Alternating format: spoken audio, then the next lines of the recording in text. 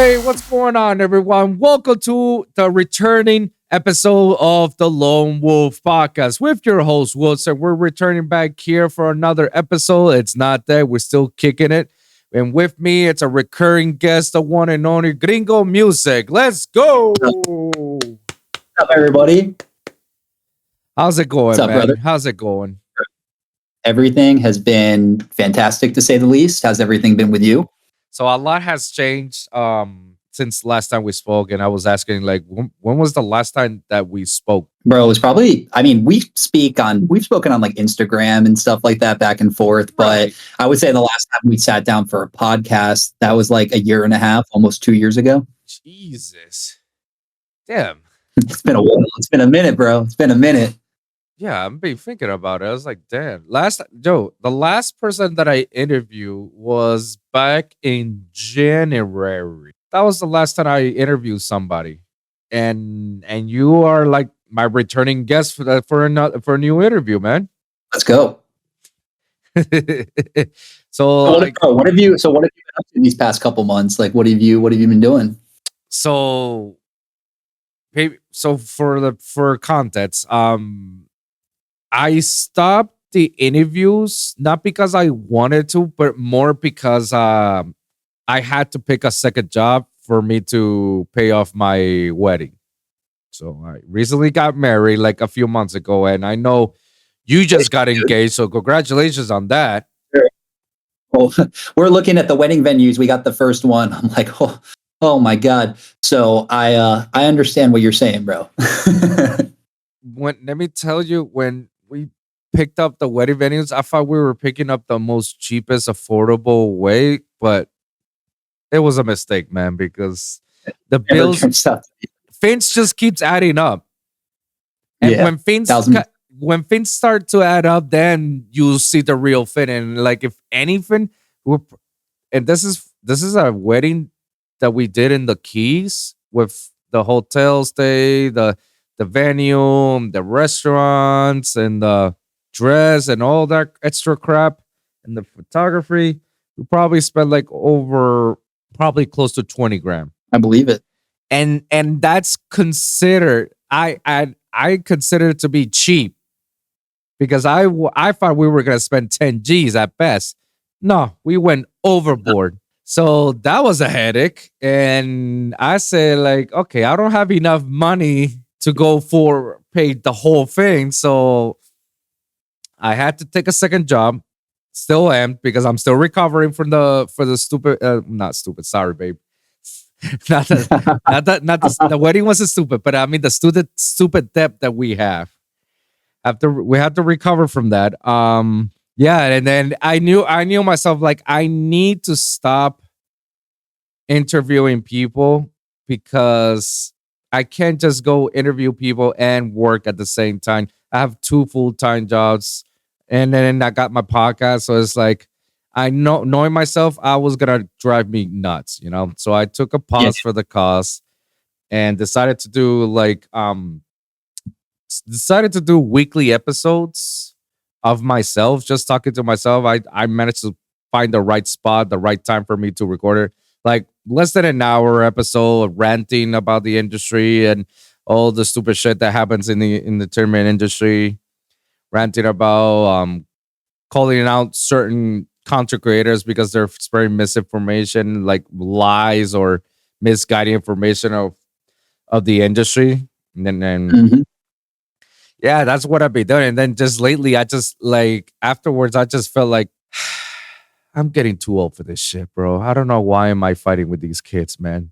These kids who are not who are in the industry by social media, but not literally in the thoughts in the industry, like you and me. Like we talk and converse with people that continuously is in the industry, works in there. These kids, they just want to believe what they want to believe, and just because they got their one hit wonder and still believe that they're relevant is like, oh yeah. It was just, I got to the point I was just tired, and I was feeling a lot of negativity. So I decided, like, no, let me just stop that for a bit, and I decided to create a third channel, which is the one that I'm currently doing, and I'm so happy about it. It's a geek channel. Love it.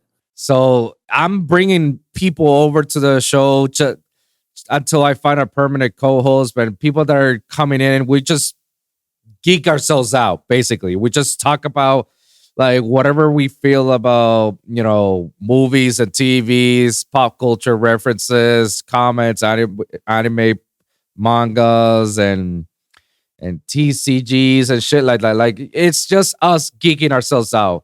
And I've never felt so happy with something in a long time that I decided, like, all right, since now I already know how to move the chips, how to market a little bit with podcasting, I can do it easily with this one. And now it's been going on that route. Now I'm just like marketing on the new channel. I'm just focusing on that one in particular because that's the one that's making me happy. Obviously, the Lone Wolf doing interviews for artists and industry gurus is like it's what started it all, and I want to continue that whenever I have the chance. This is like the one chance that I told you, like, hey, I'm available. We can do this, man. Exactly, bro. I'm the same way, dude. I've been super busy. I mean, I feel like everything that came out of your mouth, I feel in some respect the same way. Right.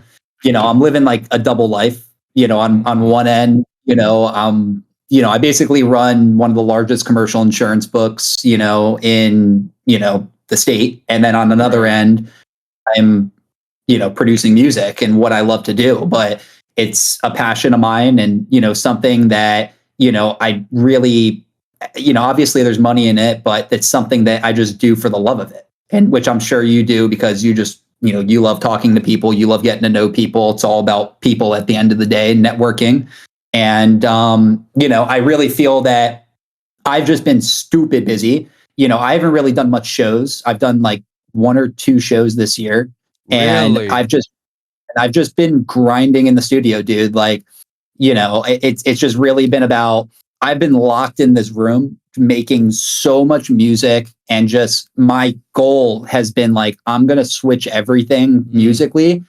And it has been since really the beginning, but I'm really, I kind of found my avenues of which ways and kind of my connections and which ways I'm going to be going. But everything I want to do is organic, bro. And I've been saying it from the beginning, like organic, making sure that you're connecting with people, making sure you're connecting with that person, making sure in every business relationship, like, Right. like that about that person, it's not just about hey, let's make this move and let's go do this. This is a great idea. Because, when it's all said and done, the people that really took the time to build something, and you actually have a foundation and you built something up, that's far less likely to tumble. And, other than kind of what you said, like a one-hit wonder, you have your one-hit wonder and it's like a little like right to the, right there. But if you're building like a fat foundation and you're doing it correctly, you're connecting with the right people, that's going to set you something bigger than South Florida, something bigger than Florida, something bigger than America. You know what I mean? Like you can, everyone has like, and I love when people succeed, like 1,000%. Like there's 2 types of people. Number one, there's a person that's going to be like, they succeeded. How did they do it? And what did they do? Or they succeeded and I fucking hate them and I don't like, them and I'm hating on them and they did this only because of this, blah, blah, blah, blah, blah, blah, blah, blah. Be the first person, So at the end of the day, if you're just treating everything like that, you're going to find the right people. Yeah. And, I feel like for me, like it's been finding the right artists that I want to work with.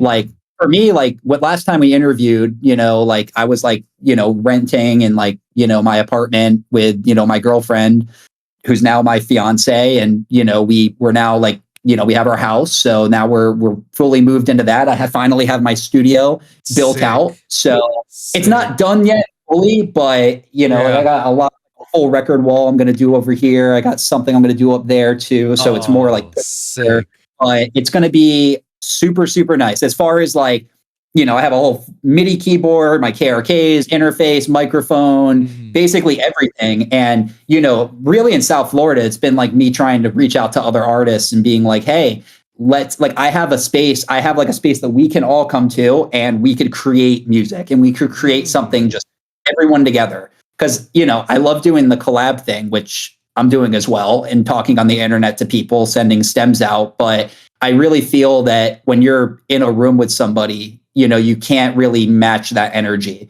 or like recreate that energy. It's very hard to do that unless you're like maybe on like Discord sharing your screen and stuff like that. But, I feel like there's nothing other than people in a room. So I really just wanted to make a space that would be like, listen, we could all come here, make music, blast music as loud as we want, doesn't matter.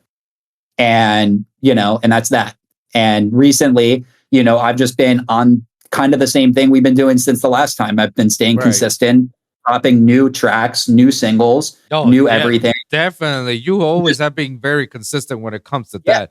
Like I get DMs from you all the time on all of my accounts. Every account that I have, I always get a DM out of you, say like, yo, new music out. And whenever I have a chance, I'll just like it and repost and do all that crap. Yeah, bro, you've been very consistent on the high trends for your music, man. Yeah, and I feel like on some regard, like I go back and listen to like my first album that I put out, or like the first couple of singles that I put out, and then progress it. And to me, like I can hear my production get so much better. I've learned so much more about production. Honestly, back then, it was a lot of just like sample packs and just putting together like through Splice and just that. Now I'm like have my MIDI keyboard and I'm like creating my own stuff. Like I'm learning how to play piano. I'm really pushing myself as an artist. That's, I like, even though like, yes, like EDM and dubstep is my genre, like I see myself as more of a producer. Like, who knows, maybe in 10 years, I could be producing a soundtrack for a movie or, working with a pop artist. Like, you never know, like, what it comes to. And when it comes down to artists, you never hear of the big names in music just working on one thing. The really big producers. Like, when you have, like, a Diplo, or you have, like, like Diplo was working, I think, on, like, 7 different subgenres at one time during Major Lazer phase. But there was Jack U, there was Major Lazer, there was his project, there was, so when you're thinking about, other artists that have done it, it's like, why settle? And I said that the last podcast, like, why settle? And coming back now to it, I feel like I have found my sound. I'm a very much more, like, my sound is just melodic. I'm a melodic producer. But at the same time, my melodic can kind of sway. Like, I can make hard melodic music. I can make, melodic music that's house, that's very feel good, that's vibey. I'm a huge proponent in frequency and, the frequency you give out to the world, and also the frequency that you're giving out through music. And a lot of people don't know that, like, the frequency that most DAWs are programmed to put out is a negative frequency. Most people don't know that. And so if you basically program your music to make it the correct frequency for yourself, you're going to feel good. Like the 2 songs I sent you before we got on, did you feel good listening to those songs?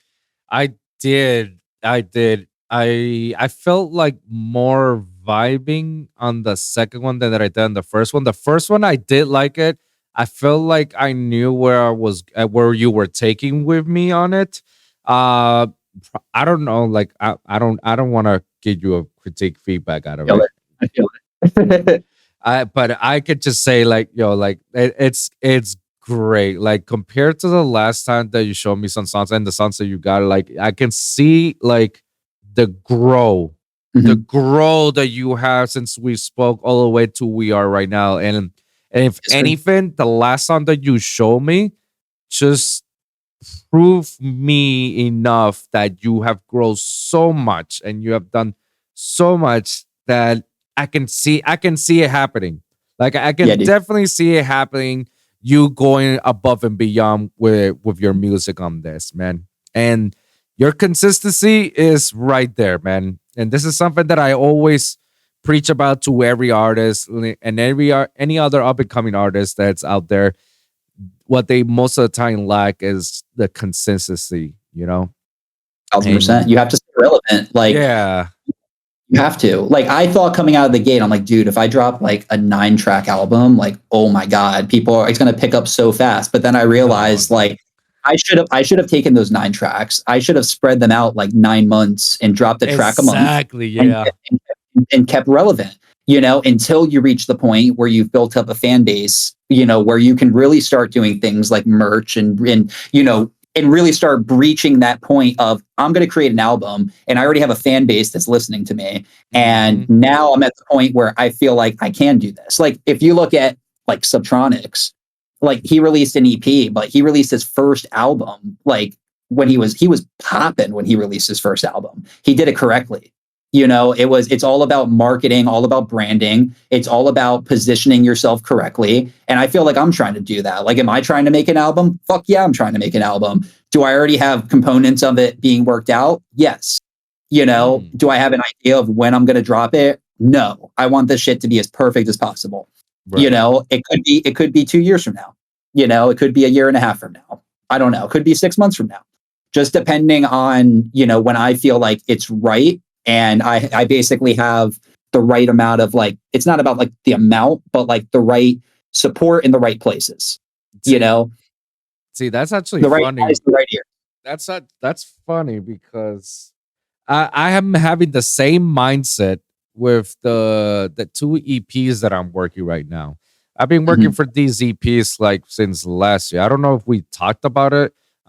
No, you didn't tell that to me. No, that it had to be like early, like the end of the year, early this year when I start talking to other people on my last interviews. Yeah, I've been going about working on these EPs, and I wanted it to be like you, like every other producer. They want to be perfect. You want to have a perfect project that you want to market and you want to demonstrate like your passion out there to your people. It's been a roller coaster with these EPs, because there's times it's like, let me do it as an album, as a small little LP album. You know what? It's better off if I divide it into an EPs and have 2 EPs. I don't know. I can go back and forth. Maybe I should release this amount. Maybe I should release this on a label. I don't know. I'm all over the place with these projects, but one thing's for sure, the consistency that I have with these projects is like, yep, I know what I want. It's basically 2 EPs, and I call it like a Wolv's journey. So the first part of the EP is heavy tear out dubstep, like straight up bangers all around. I already got my song. There's probably 2 or 3 that I have to work on, but I already have one done. I just need to master it. The other one is almost done, and then 2 more that I have to work on.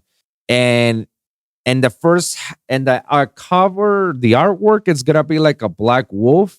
I love it, but like facing out one side. And then the next EP will be part 2 of a wolf's journey, but it's gonna be a white wolf, and it's gonna be happy melodic dubstep, little color bass or however future rhythm, however you want to fucking call it. Yeah. So and each song is gonna be named like not the synonymous, the opposite of the name of the song. So if a song is called pain, the opposite of pain is pleasure. If a song is called hope, the opposite is despair, and so on. So that way it can correlate to what been the journey I've been going through, and show them like, this is where I started and this is where I am. And then part 3 is where I'm beginning to go. Yeah. So I just always leave it with the part. I always leave it part 1 and part 2. Yeah. And I've been working on these for a year and a half. And yeah, I'll be honest. Like, I'm not very consistent working on my projects, but it's because like I decided to myself, like, I'll work on it when I feel like I'm working on it. Like, I don't want to feel like I need to be on a pressure. I need to put on a timer, on a clock, because then I feel like that's how I lose my creativity. And every time I just feel like, maybe just works on something, I get so creative and I go above and beyond that in less than a day or 2, like I have the song already done, and all I just needs to mix and master, and that's it. You just feel it. Like, you get in a workflow where you just like are feeling it. For me right now, like, I have my process. Like, that shit's down. So when I start a song, I know exactly what I'm starting, how I'm starting a song, exactly where I'm going. Unless I like hear something, like if I hear like a sample and I'm like, oh, I'm using, and then I'll just start something out you know what I mean? But basically like, I know like how I start out with a song, it's based on my emotion that I'm trying to convey in the track. Yeah. So whether that, every key has a certain emotion that's to it, like, E minor, C minor. So there's, a website I basically go to, I look up, I'm like, what kind of like mood am I in right now? What kind of mood am I trying to like capture? Mm-hmm. And if I'm like, hey, I'm trying to make like a happy kind of like melodic type mood, I might do like A minor or, or whatever, whatever the website's saying, kind of like, I don't have it memorized. So sorry, podcasters, gonna have to look it up yourselves. Might be wrong with the whole A minor thing, but I use the website.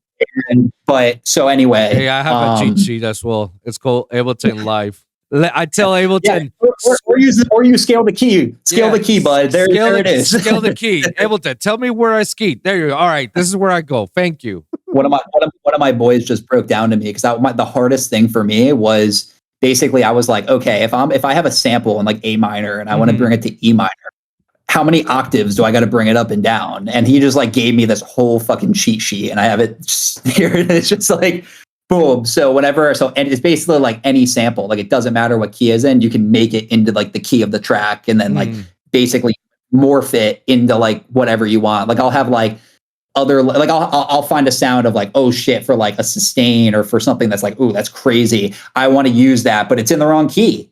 Like I'm producing in B minor and that's in D minor. How do I get it to sound like it?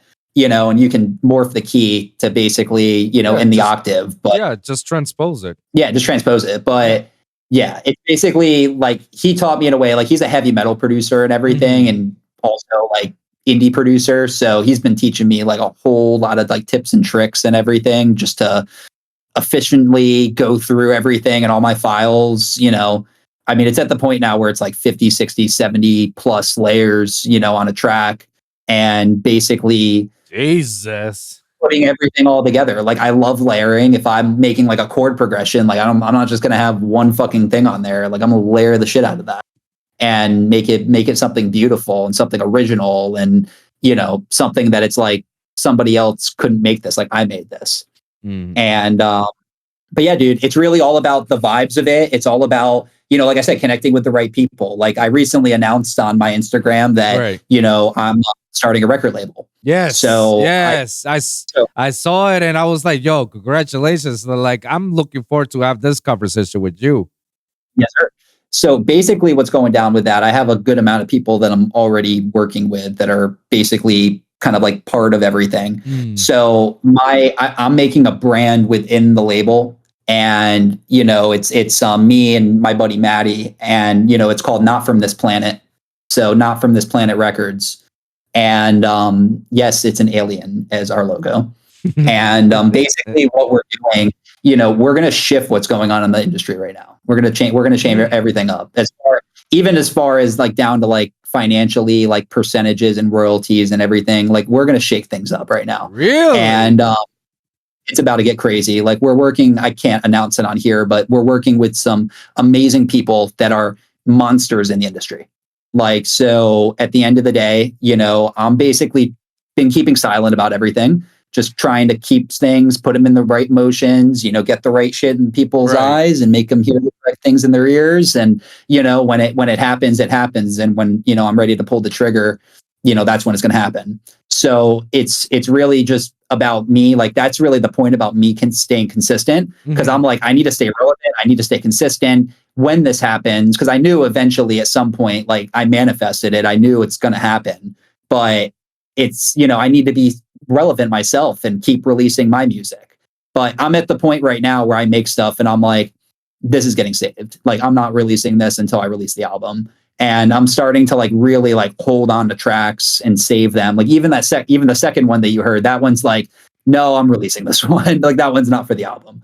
Like it's going to be very, and I want to hit kind of like you said, you kind of dabble in all genres. That's what I want to do, why settle, and with, my thing, I also want to, produce for other people, really the goal is to be, I want to have 10,000 artists, producers, whatever you want to call it, of a network of people that all want to collab and collectively work with each other, graphic designers, people that create visuals, people that are really business savvy, people that are very music savvy, people that, I want to create just a network of people that of all resources that the people part of the network can utilize.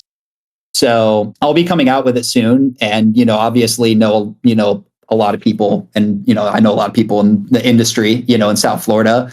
I wish I could tell you. I'll tell you when we're off the first person that I'm working. Don't reveal all the secrets yet, Yeah, I can't yet. I can't, but it's coming. And really, at the end of the day, dude, it's just about making beautiful music and really getting down to like why we're doing this in the first place. Like, everyone gets lost in all the bullshit. Everyone gets lost in all of like the narrative that's going on in the industry. Everyone gets lost in the business and the politics and everything. Like, yes, that there's a place for it, but it feels like that's all the music industry is. Like, it's like artists are almost like saying stuff, and then the labels are like, no, you can't say that. You need to change it to say this instead. And then they're like, but that's not like how I made the song. Like, that's not how I like really envisioned my art. And they're like, we don't care. It's going to sell more records. It's, when did it become about like, I don't know. I felt like the art's lost the art, and it's been like, that's been from the beginning why I started this whole thing. Like, I hating the narrative going on in the industry. Now, talking a year and a half later, do you see what I'm talking about, everybody? Yeah. I think everyone sees. I think it's pretty apparent what's going on in the industry.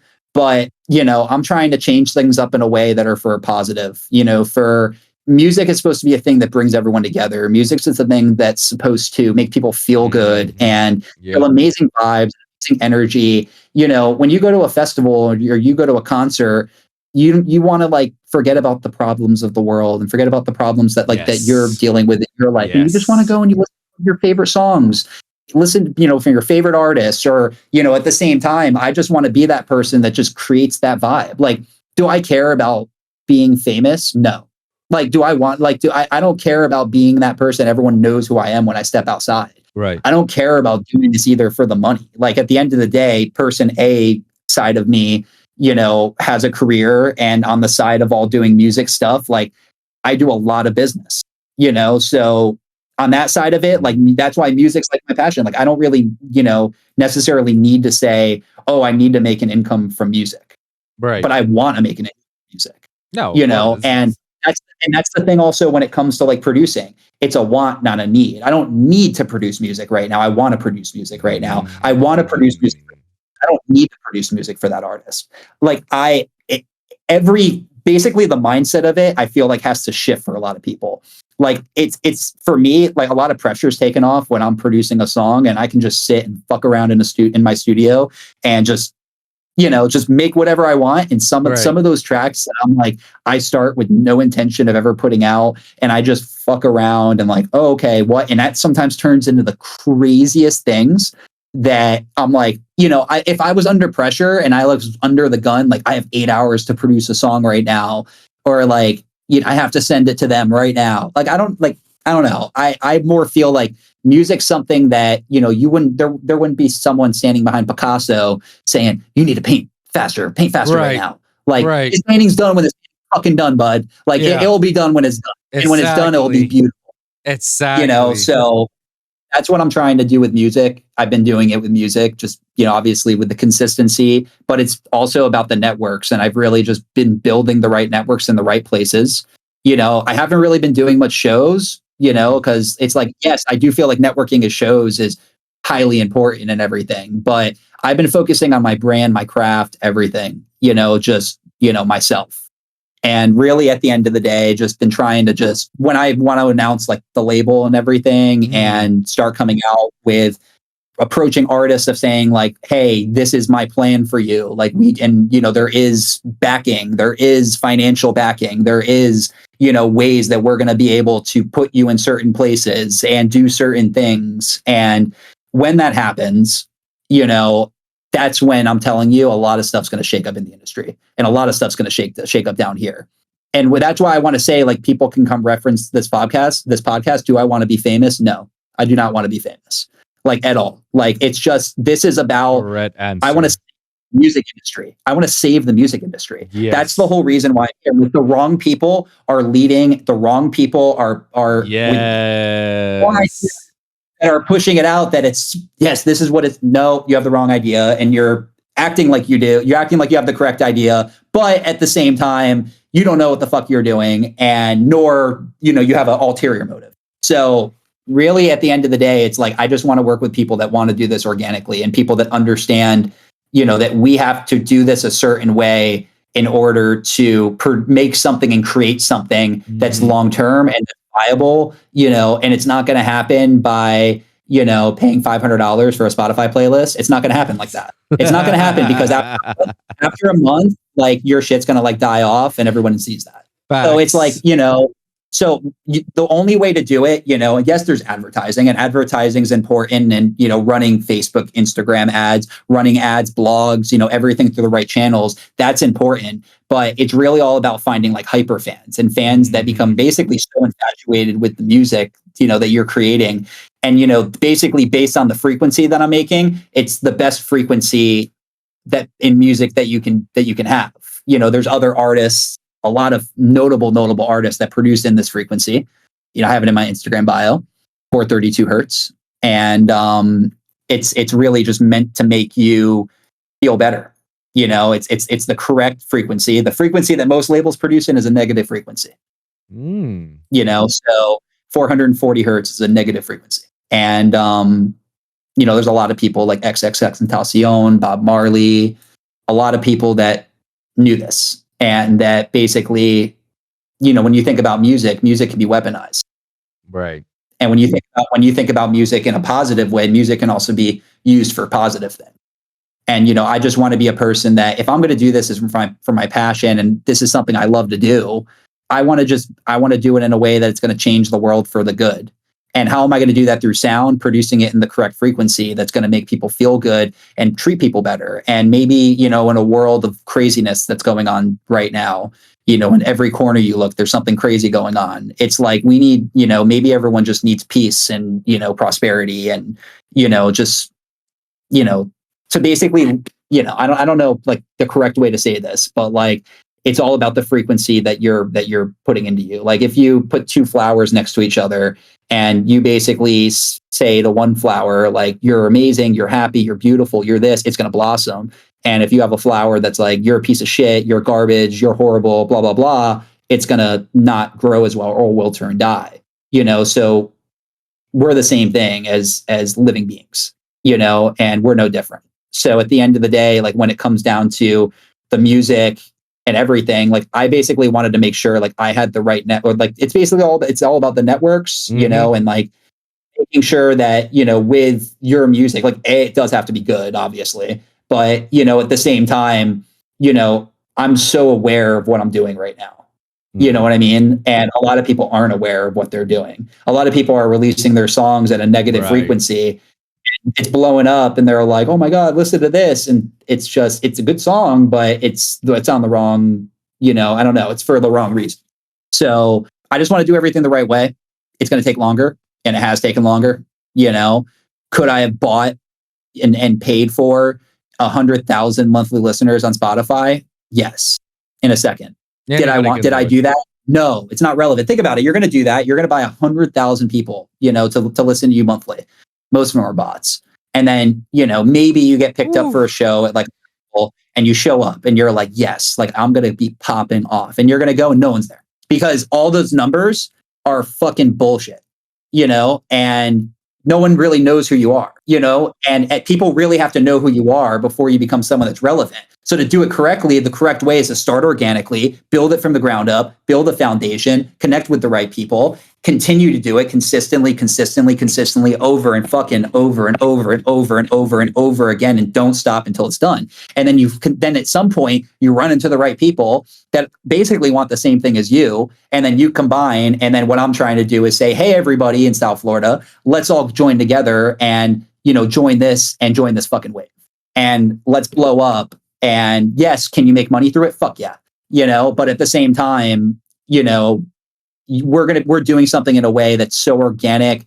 When you look at a lot of even like the major festivals, a lot of people are saying like, oh, like they don't really care about like the culture anymore. They don't. It's all about it's too commercialized. You know, so when you're thinking about it, like this is really like why are we all there? We're there for music. You know, we're there for amazing music, right? And for amazing energy, amazing vibes. And that's the goal of what I'm trying to put out. And basically everything I do, every piece of content I put out, you know, it's all about, you know, vibes. And like, you know, sometimes people, you know, always rub you the wrong way, but like, you know, it is what it is. Like, you know, people have no idea what's going on in the back end. And, you know, it's like, yeah, you know, that was a whole whirlwind of nails in the coffin, bro. And when, let me tell you, people, when I talk about these type of stuff, most of the time people will look at me as this delusional, washed up artist that didn't do anything, that you're like tinfoil head, conspiracy, crazy ass person that doesn't know what he's talking about. But then when someone else talks about this type of stuff, oh my God, he has a point. Like, I've been saying this shit for quite some time. And I have to revert it to people like you, and had to revert it to old episodes of old interviews and telling people, it's like, guys, you don't believe me? That's fine. Hear it from the horse's mouth. Hear from the horse's mouth itself, and you can listen to it, you know? Like, it's fucking ridiculous. Like when Spotify changes up their whole sample rate and everyone's all scared about that. Everybody's going to lose their shit. Losing shit. Everyone's losing it. Let's get on a call. Let's get on a call, everybody. Everybody's going to lose their shit when that happens, man. I mean, imagine they lose their shit. When everyone loses their shit, there's a massive opportunity. Absolutely. Massive. And if you be that person that seizes the opportunity. Be person A. Be the trend. Don't follow the trend. Be the trend. Yep. Find where the trend's stemming from. Be the trendsetter in all this. Yeah, dude, like there's so many things I wanted to praise on you, and there were so many things I want to say, like, dude, this is fucking unbelievable. Thank you. And yes, I like I said in previous episodes, I'm not trying to start a revolution. There's already it's about, yeah, you know, like we're not trying to start a revolution. We're trying to educate people. We're trying to make the scene better. Like, we're trying our best to make it better for not just for us, but any up and coming potential person that wants to be the next graphic designer, the next video game developer, the next music producer, the next DJ, or the next whatever, you know. Like, we're trying to educate people.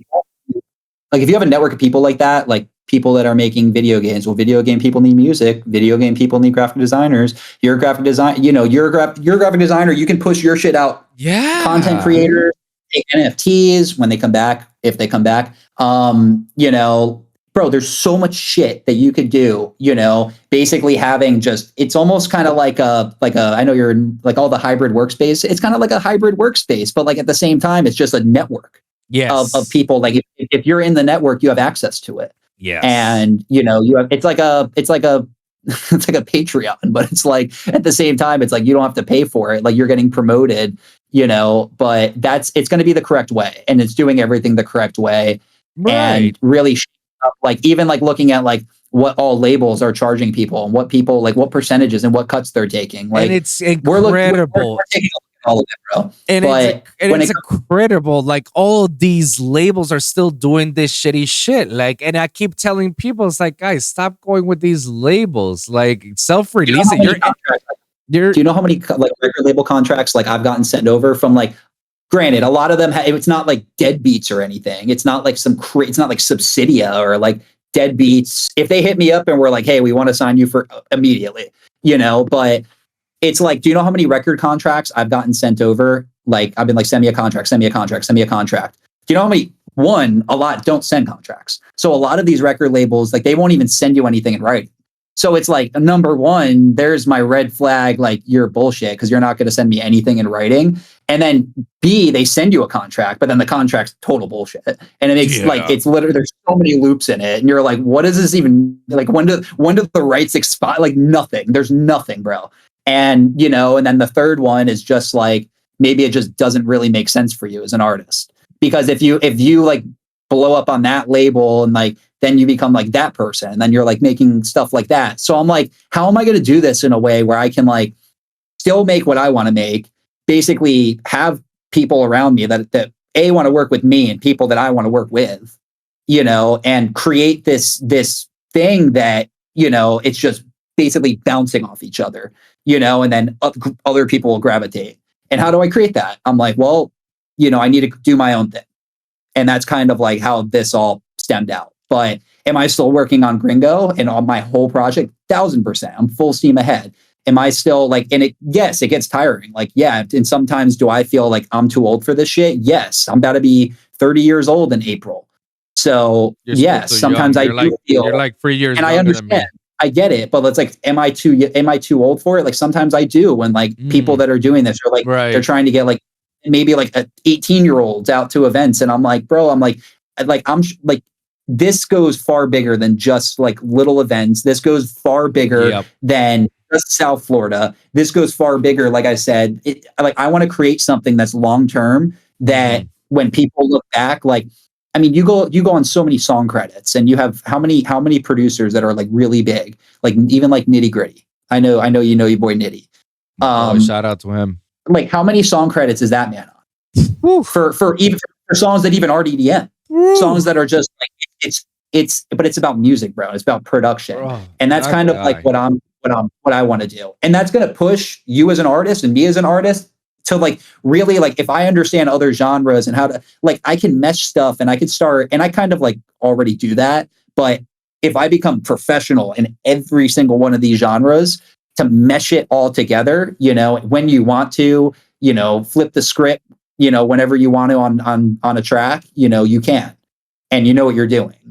And, you know, and then at the same time, you're like, oh, I think my boy is going to, you know, kill this. Maybe the second drop, you send, you know, your person who's in the network to that, they fucking kill it. And then boom, you have a track that's done, ready to go.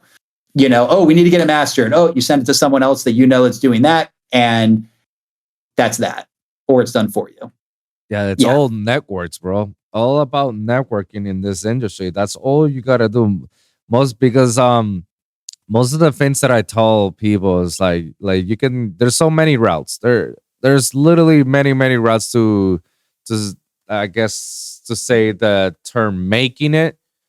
You can go the route I took. I became a promoter, and then from promoter I started networking, playing in shows and whatnot, and then I got all the connections that I got right now. Or you can go the Nitty route, which he basically just make a shitload of music, try to find his image and find his music and find his way, and then start self-releasing it. And then that's how, and then start going networking on these festivals and then getting to that's where I feel I'm at that point. Like, I feel like I'm more like, if I had to be like, hey, I'm either that route or that route, I'm much more like the just keep releasing music, you know, like something could hit, like it said, like you said, all it takes is like one big artist to just download your song and then they play it live, and then boom, that's it. Like everyone knows who you are, you know. But then once people know who you are, don't you want to be known for like my brand and like what who I am like is not going to change because a million people now know who I am. Right. Like when that happens, I want my brand to be so solidified that this is who I am. This is who I am as an artist. You take a look at me, you listen to my music, you know exactly who I am and what I'm about. And at the same time, as we're doing it, we're pushing positivity and, you know, making people feel good in the process. Finding your sound. I mean, not many people are lucky enough to find their own sound. Like, it's very rare when you do. I mean, when you do, you have it and then keep going with it. But there are people that actually have come on good success and still they haven't found their own sound yet, you know. But it's all about like throwing your A game. You're showing your passion, like how much you're passionate to the project and how much you're passionate to this, and going about it with the right people at the right time, and then just move forward with that shit. All it's about, bro. It's all about like if you have the right people beside you and everything, and everyone has the right intentions, and everyone supports each other in the right way, bro. This is career, business, music, anything. anything that's anything. live. The Yes. people in the world tell you that, that is the most important thing, or one of the most important things. There's also many other important things, but at the end of the day, that is an aspect that is very, very important. Something that, I never want to stop growing. I've never heard a person saying like, I'm good with just the people I know. I never want to meet another person, like not one more person. No, So you don't never want to be stuck in the same level. You always want to continue to grow. Like all about expanding everything. Like, bro, like I remember when I started out, my whole game set in my head was like starting as a DJ. Mind you, I'm 34. I've been DJing since I was 15. If you do the math, it's like almost 18 years of my life that I've done DJing. And probably like 15 of music production and audio engineering, live sound. It's kind of wild how long I've been in this industry, and people don't realize that. You learn so much, and I feel like you've been in so many, and you're kind of very similar to me. Like you took on DJing before you started producing. Yeah. So you already had an idea of like song structure and how basically how to morph stuff together. Like you had an idea when you're mixing, even when you're making a song, you're like, okay, this is how I'm going to mix out of this song. Yeah. Like you know that when you're making a song. Yeah. And that was easy. That was definitely the easy part. Is the song structure, because that way I knew exactly what I want on a song, and I know like if I was DJ playing the song, I know when to cut it and how to cut it and how to make it easier for others to play it out.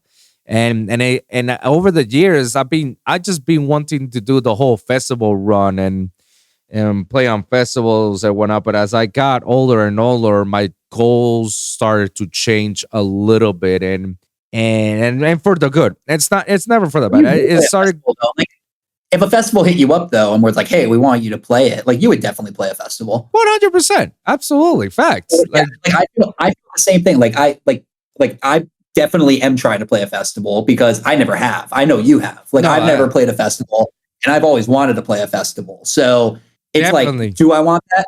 1,000%. But it's like at the same time, is that going to be my only thing that I'm going to sit here and say I want a festival? No, it's there's so much stuff for you to branch out on, and that will come, and that will come in time. Exactly. If you're doing it the right way. Exactly. And that's something that I was trying to get to, is like there were so many things that were happening, and I already hit all those aspects. It's like, I DJed at a club, I DJed on a major clubs, I DJed on festivals, major festivals, and I've done main stage before. Like I hit it all. I released music on labels. I had my songs played on big artists like Adventure Club, Borgore, and Mode Step and whatnot. So it's like, I already got the people. And it was just a point in my life where I said, like, do I really want to do this? If I see myself in the next 10 years, am I going to be happy? Am I going to still be doing this?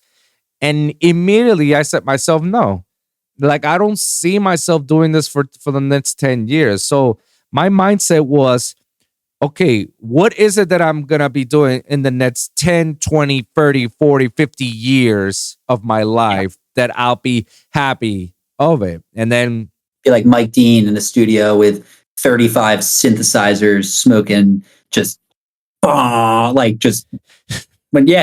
I mean, if you know what I mean? Like at the end of I see what you mean. And it's all about long-term longevity. And it's like always had a plan for longevity, because that's what's going to last you forever, because like you're not going to be DJing until you're 60. Like Tiesto eventually has to retire. Like the guy I was going to say, I was Tiesto and Carl Cox. I was thinking of both of them. Like, bro, if you see their faces, it's like they're old as fuck, and just recently they got a baby. Did you see the video? I saw this video of Tiesto. It was like a 2003 rave. You need to look it up if you've never seen this. God, it's the most epic video ever, because it's like you see, like, you almost see like the birth of it's like the birth of like EDM festivals, bro, and it's like, oh shit, that's lit. Not one prime as a trance DJ. Yeah, dude, it was but I just feel like stuff's too commercialized now. It's too. It's like, let's get back to the root of it. Let's get back to the root of really the grit of music. Amazing shit, dirty shit, just stuff that's it's just for the people, and that's what it's for. It's not, Right. to push something. It's not, it just has no ulterior meaning behind it other than, just it's amazing music and it makes people feel good, or it makes people mosh pit, whatever you want to do. Hey, look at Whatever fucking Shaq.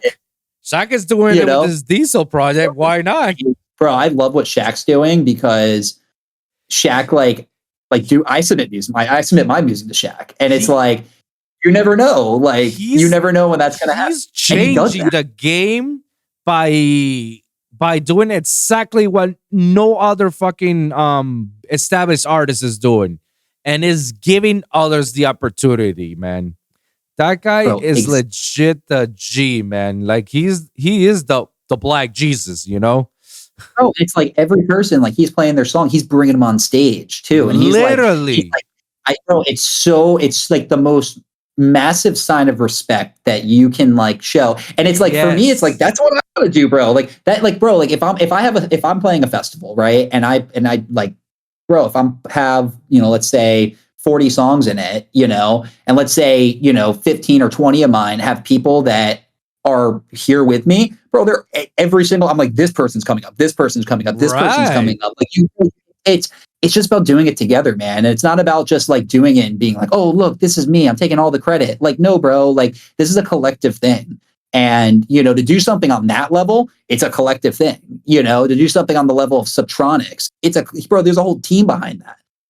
There has to be, so to do that at that level, like, you have to have people in different areas and different things like that, but then I look at, the same thing, like what you say, like, do I want to be touring in 10 years when I have, I'm going to be married, at that point, I'm going to have kids at that point. Mm-hmm. Do I want to be touring the world and stuff like that when I have a family at home? Like, no. So how do I want to do that? It's like, I want to do stuff where I have the opportunity to do things when almost like curated events when you want to do things.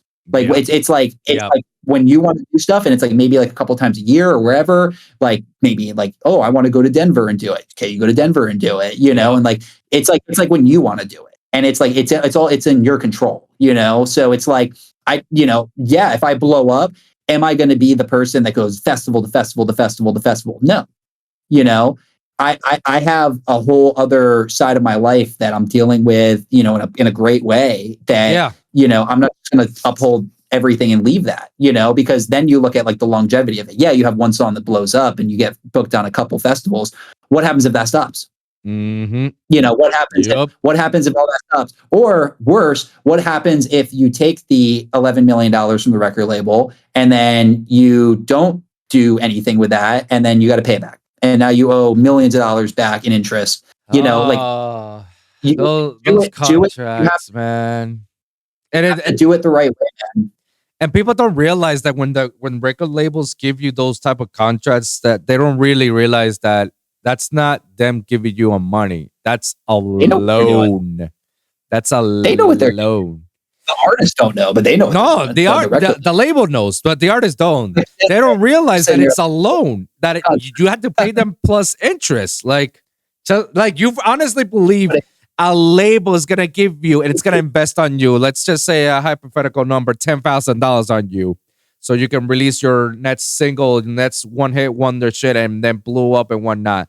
You honestly believe they're just gonna give it to you for free so you can spend, and then they're not gonna get anything in return? No, fuck no. They want their money back. They invested on you.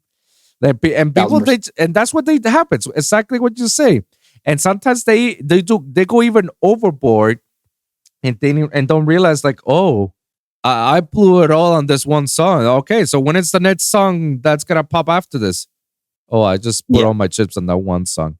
Well, you gotta find out how are you gonna pay us back those 10 G's? Yeah, dude, exactly. And I feel like that's when people it almost snowballs then, and then it becomes and back to what I said, I need to make this. I need to make this song. I need to do this. And, at that point, then it just becomes, you're basically just working a job, and you're not doing something that you love.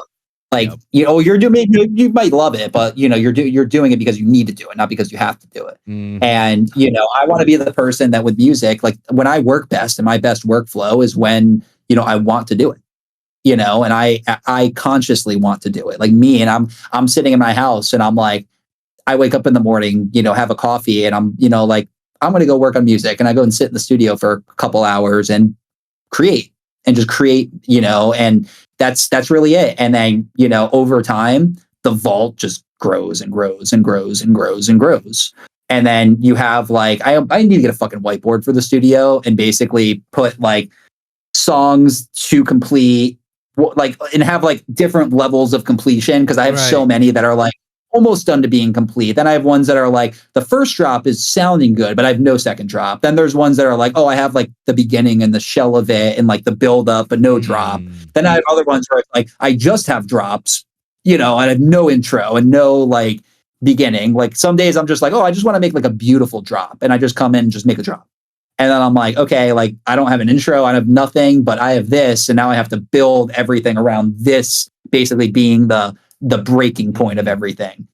But that, it's great. Like, that's what I mean though by workflow. Like I have my workflow set, but it's so lucid and like how I start and like where I can like pick up in the process. But it's like, I know now like the different layers that I need. And I'm like, okay, I need a synth here. I need a sub here. I need a layer this here. I need, this to be fatter. I need it to, the automation here to lead this into here. It's all about just learning more about workflow. And still haven't taken a masterclass. Still haven't taken any of that. I've still just been YouTube learning everything that way. Shit. Sample packs, and just learning everything, how basically that way. Right. I've gotten hit up by people and they've been like, should I drop this amount of money for this? And I'm like, I don't want to say that it's a bad investment for them, but like when it's like $1,000 or $2,000 for a masterclass that someone's asking you to spend, I'm like, no, is it really fucking worth it? No. Really fucking worth it, bro. And I'm like telling people like, no, bro, like, I think you should first like try 6 months free on Ableton. Here, I'm going to give any producer that wants to hear, like, I want to think about producing music, but I don't want to drop all the money in the world. This is how you do it. Cause this is how I did it. So you have a laptop, which if you don't have a laptop, then, or a desktop, then that's going to be hard. You have to get a laptop or a desktop. You're going to get what's called free trial of your DAW of choice. So whether it be Ableton Live, which gives you 6 months free, I believe, maybe 3 months now, but I think it was 6 months when I did it. So they give you 6 months free of Ableton. Then you go to Splice. Splice is like a royalty-free sample service. You pay like $7.99 a month, and you get like a certain number of credits to download certain like samples, and that leads back into Key and like how I started with like, oh, I started with this emotion, so then I only looked for samples in A minor or like C minor or D major, or and then I built out a song that way. And basically, free sample packs. There's free sample packs through Cymatics, free sample packs all on like, and make sure they're royalty free though, just so you don't get like fucked, when, you're getting lawsuited for using somebody else's work and it's copyrighted. Right. So as long as it's royalty free and you're starting out, but start out small like that. And then even with plugins, you go back to Splice, they do plugins, they have rent to own. I did Serum rent to own, now I own it. So I was paying like $9.99 a month for Serum, and boom, there, Neuron 3 and Ozone, amazing, or Neuron 4 now, amazing. Rent to own. You do the rent to own plugins, you try something. If you don't like it, you cancel it. You wasted $20 other than wasting $400 on something that you're never going to use. So when it comes down to things, like, you just want to like dip your toe in the water with it first before you go all out. Gear. Don't buy, this might go like whatever, but like my KRKs.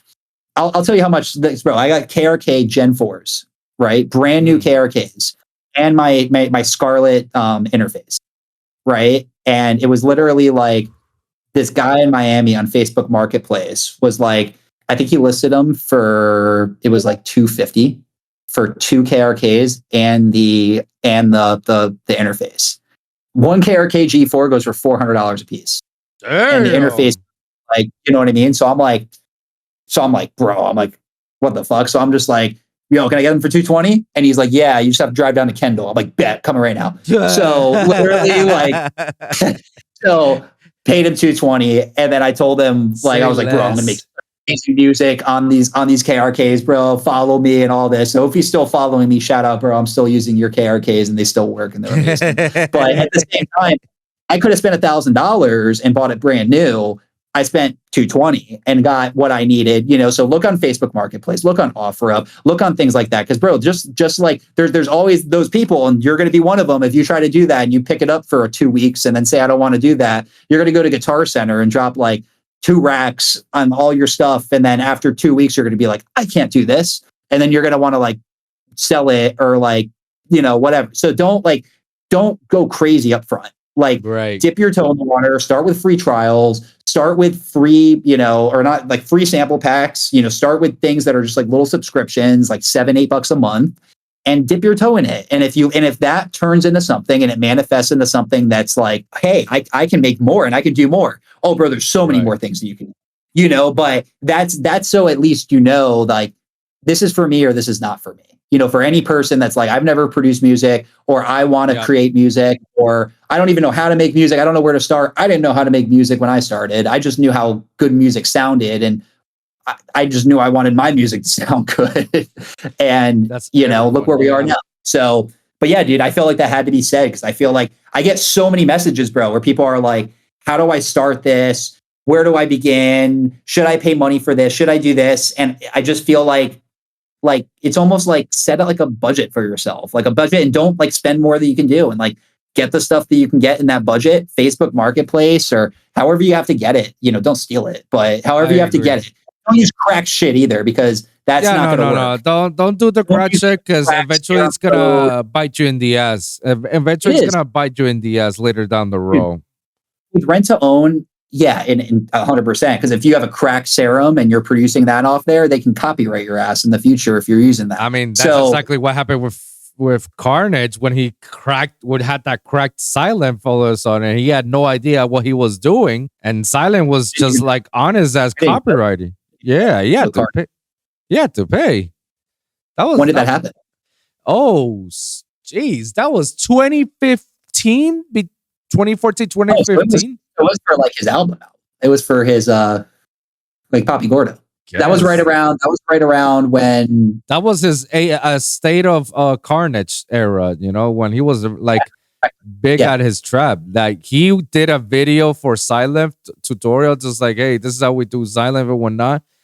And he had absolutely no idea how he was doing the tutorial, because he was like, I don't know what this is, but this is what makes the sound bad. Like it sounds burr.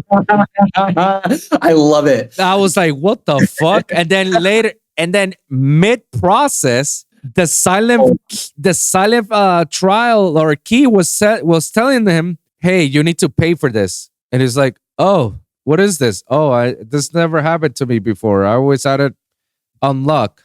It was like in the middle of an interview doing this shit, and that shit got out, and we came to realize that his Silent was cracked, so he never owned it. And then his backfire, his response was, bro, that I just came there, I didn't know what was happening, and they gave me a laptop, and that's the laptop, that's not even mine. I was like, bro. See, Carnage, I love Carnage though too. Like when I back in the day, like any Carnage event, anytime you came to Miami, I was right in the front, like every time. So I have a huge love for that type of music, and that's a huge influence in my production as well. Yeah, but at the same time, don't use crack shit, because then you get into bad legal troubles and bad problems. Like if your song never blows up, will it happen? Probably not. Like if you post it on SoundCloud and it gets a couple hundred or a couple thousand views, will it happen? Probably not. When you start making money off the track, though, 1,000%. You never know.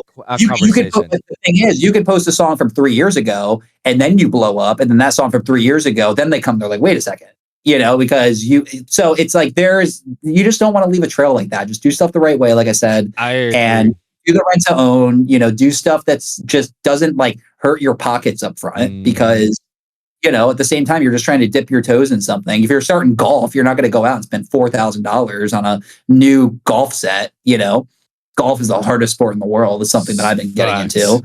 I moved on a golf course now, so I'm like literally go out every night and literally just play and practice my chipping and my putting, and that's the hardest sport ever. I played every sport. It's literally the hardest sport I've ever played, but mastering that too, step by step. Miss lost all my lost.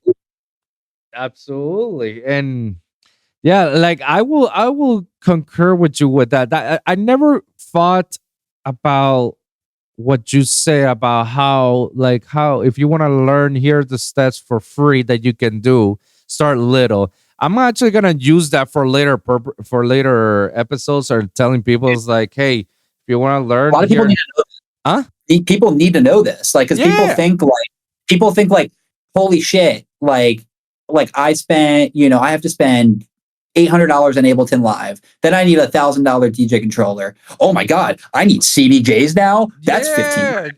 And then I need an interface. There's $300. Okay, I need my 2K. I need my KRKs. There's $800. Okay, now I need a sub with it. Okay, there's an extra $100 more bucks. And then you need a music production desk. There's fucking couple $100. So like there's things that like, yes, for me, I got a Eureka Ergonomics. It's a 72-inch L-shaped desk. So I have like literally like this room is a foyer. So I have it in the center of the foyer, and the desk is literally shaped for the foyer. And it has a whole like keyboard setup that I can like put underneath and kind of like sway, but I can put it all the way up and put my MIDI keyboard on it so I can produce. So right now I don't have it on because I'm not producing, but when I am, just put it on, and it's like a hybrid desk. You can do like whatever you want with it. Right. But don't spend all your money like unless like like, hey, this is something that like I want to do. Like bro, the laptop that I have sitting in this closet, and I will never sell that laptop because it has all my first songs on it. Like that laptop, I ran that shit. First of all, it had no screen. That screen was cracked, done, and literally like ran that until my RAM was at 100+% on Ableton files, and I couldn't even freeze the tracks. The songs weren't even working because it was just too much for it. So I finally went to Best Buy and said, "Got to get it. Got to get a new one." By this point, though, I'm invested into it. So like, right. Like, would I want to do that at that point? Yes. But if I needed new equipment, definitely going on Facebook Marketplace first, and like stuff like that. Like, I don't know. I feel like too many people think that it's like bank breaking to get into. If you do it, bro, there are ways. There's ways to get into it. Yeah. Like there are ways. And another option I tell people is that you can always rent out stuff, like you can rent it out for a weekend or so and have the feel, see if you like it. If you don't, then you only spend what, $200. That's better than spending $800 and not get to use it. Yeah. Exotic cars, they don't let you drive them. So like if you go to buy like a Lamborghini or something, they won't let you, like, you're like, I want to test drive that. They're like, fuck, you're not fucking test driving that. Yeah, fucking that. Yeah, you want to see how it drives, you rent the car for a weekend, see how it drives, and then if you want to buy it, you buy it. That was like from some business guy that I was talking to. He's like, yeah, that's the best way to do it. And I'm like, all right, cool. I'm like, that sounds dope. Right. But yeah, it's like spend like a couple $100 on something, or before you go and break the bank and spend everything on it, or like a lot of money on it. Yeah. But the other one I was gonna say is like, yeah, YouTube is one of them. People that I do recommend, watching is Excellent Sound. Like, Danny and Park, those guys are amazing, and they have done so much in this community. And they're, between the podcast and doing their like tutorials of how to do things, and here's the project of how to do things and whatnot. And that's actually like one way that I tell people is like, yo, just follow these guys. Like these guys do house and bass. Like you got, like you can go wrong with them. Excellent Sound. And also if you really like want to dab into it even more without spending much money, you can always like subscribe to these schools that it's like 20, 30, $40 a month. It's a subscription. You spend it, you're there. You go in the Discord server, see what's up, see what the people are. If you feel like it, if you like what they got, then then you can spend a little bit more. Oh, bro, I watch these guys. I've learned so much shit from these guys. These are like this is like where I'm like, hey, like I learn all my stuff from YouTube. Like this is like stuff I want. Like this is what I watch, bro. Yeah, and literally just learn stuff, and like eventually you have like your arsenal, and you're just adding more to your arsenal of stuff that and eventually a lot more than you knew a year ago, and then the next year passes and a lot more than you knew last year, and then all of a sudden a whole lot more than anybody else, and you're like, how did this happen? That's how it's, and that's how you're supposed to do. You're never not stopping learning. You're always continuing to learn more stuff, because you never know, like you never know that one day somebody's gonna tell you something and you're like, holy shit, I didn't realize that. Oh, cool. I can incorporate this into my stuff as well, like in some way, shape, or form, It's one fucking thing that's said. It's just like, it's like sometimes it just opens up Pandora's box. Yeah. Like my thing was the scale the key in Ableton. That was like, whoa. I was like, what? And like when I learned that, I was like, okay, that just 10x my production. That was it. That was like all I need scale the key. I'm good. I don't need anything else. Like, and basically like that, and then learning with the samples, how I can transpose them. Like obviously I knew about like the 12 octaves and stuff like that, but I didn't know, like, my boy broke it down, because like I was like learning piano, and I'm like, bro, I can't figure it out. And he's like a professional. He's like, bro, I'm sending you he made me a whole Excel document, cheat sheet, sent it. He's like, here you go, bro. Made it just for you. So yeah, and like literally just sit there with it, and yeah, dude. But it's like there's so much stuff, and like with sound design, even I feel like that's really my next thing to really get really dirty with. Like, am I fucking around with it? Hell yeah. But I know a lot of people that like they make like, bro, to just make stuff like just from scratch very, very hard. You know what I mean? Like there's a lot of samples that you can use, a lot of serum packs that you can use, but at the same time, like that's kind of like my next step as an artist. It's like massively, massively focusing on sound design and really utilizing like, like you have like Subtronics, then he like layers the shit out of like OTT and stuff, and like, so it's like kind of like depending on, or he adds like a gate. I've seen his videos. He's like, all I did is add a gate disperser and then a frequency shifter and then a flanger. And then he's like, and then I shifted this and then I recorded the audio file. Then I reversed it. Then I resampled it. And then I put it back into this and then added another frequency shift. Like, I'm like, bro, that's on another level of like, so like, that's like where I'm trying to get to that other level of producing. Right. And I feel like that's never going to stop. Like that point is like, you're never going to stop learning. You're never going to stop growing. I feel like even if you try to learn everything, there wouldn't be enough time in the world for you to learn everything of that, and how to, on every genre with everything. But at the same time, it's like, I don't know. I feel like at the same time, you can still dabble in other genres and create amazing music in other genres, but there's just so much to learn in everything. It's like endless, 100%. But I'm gonna give you like a bonus. This is something that has been given me by very talented sound designers like Modestep, like Crimson Child, like Company, and Careless Castle. This is something that they've been passing along to me, and I'll pass along to you. So when it comes, because I'm very good at sound designing, and you will never know. In fact, I'll show you some of my songs later. But you'll never know that any of those songs came from one sample. You will never know. And you just figure that. And that's what the thing is. Like once that box opens and you're like, you have a sample and you can make so many different, it's like, bro, it's endless at that point. Then it's ridiculous, bro. The term resampling is like, I feel like that's the thing that everybody should be doing when it comes to sound designing. Like, learn how to resample. And how do you do resampling? Like, dude, like it could be from a Serum batch. Find a sound from Serum and blend and then make an audio out of it, and then just start like fucking around with that one sample. Like, you just go higher octaves, effects, layers. Yeah, just destroy it. Just destroy it altogether to the point that you cannot hear from the original sound, and just use it to make that one drop. Now, once you have that drop out of that one sample, make the entire song with that sample. Now, you're going to have the most cohesive song that has ever written, all based on one sample, one shot. I do the same thing with my chord progressions. I do the same thing. Like if I'm making a chord progression, I have an idea that like the bottom layer of it is like the sub layer. So the sub layer is perfectly matching the synths that are getting put in, the chords, the saws, everything to add that build. Like everything's matching because it's meshing together and it's meant to be together.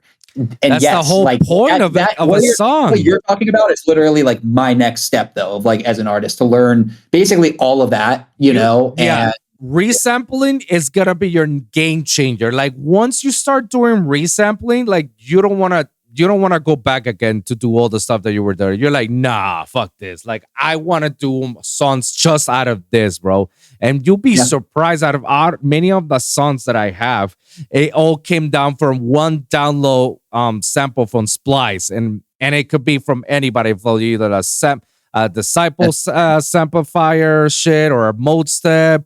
And it all came down from that, and all of a sudden it became something monstrous, bro. Like even I shit myself. I was like, "Fuck me, I did this shit," Yeah, like it's even, like, dude, even and the guitar sounds, You sit and you're like, you like listen to what you created, and you're like, bro, I fucking made this. Like I almost think to myself, like if I would have sent like the tracks that I'm making now to myself 2 years previously, or like 3 years previously, and been like, hey, this is like you. This is you 3 years later. I'd be like, what the fuck? Like I'd be like sitting there like I don't even know how I'm gonna get to that point, But it just happens. And it's like in life, in anything in life, your career, anything, you're gonna learn stuff, and over time you're gonna become an expert in it. You put in your 10,000 hours, I'm an expert in it. And then from there, like opportunities are endless. Like there's so much more for you to learn when you become an expert at it, that you have so many more ways. Like when you're looking at something and you open up Ableton and you've never opened up Ableton before, does it look like a rocket ship? 1,000%. Do you have any idea where to click? No, you don't know what the fuck to even do. So, but like now, like, I feel like you're at that point too, where like you can, because you're a creator, but it's just different now. Like there's so many different avenues and different, Absolutely. like I have so many tools in my arsenal, and I'm like, oh, I could do that now, but I think this will be better if I did this. Like, and it's like, you're kind of nitpicking at everything you've learned along the way. And it's like, I'm sure 5 years in the future, I'm sure if I told myself right now, like, hey, if I sent myself 5 years in the future, sent myself today the music that I'm going to be making 5 years from now, I'm sure today I'd be like, no way, what the fuck? How am I going to, like, it'd be the same response. But in time and in life, you grow and you progress. If you keep, consistent and you keep working at something, doing it like I feel like I've said this like 20 times this podcast, doing it the right way, good things will happen and good things will come to you. Absolutely.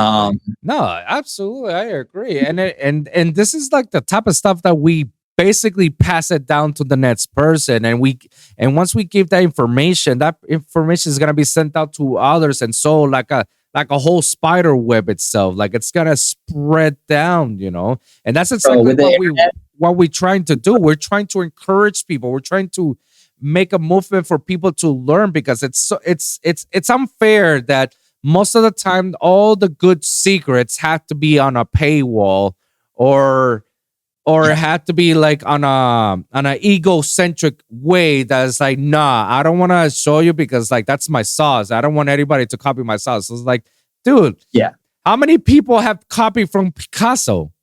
Like, how many people have copied for one of the greatest, Michelangelo?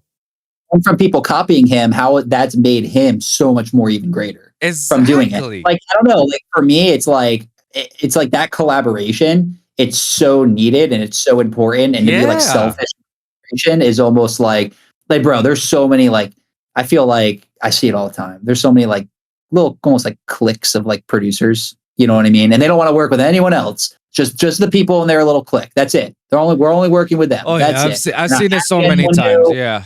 We're not adding, these are my day one homies. That's it. I'm only working with these people. Yeah. And it's like, have I tried to like collab with that with people like that? 1,000%. Have I been like, hey bro, I have a studio in my crib, you live 15 minutes away from me, let me know when you're free, bro, and we can come and cook up, and just vibe out, and produce music? Have any of those people in those cliques said yes?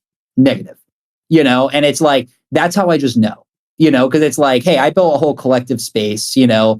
I've been consistent in releasing music. It's not like I've just been like, hey, this is my first track. I've also been getting numbers and organic numbers. Like I've breaking over 100,000 streams this year organically.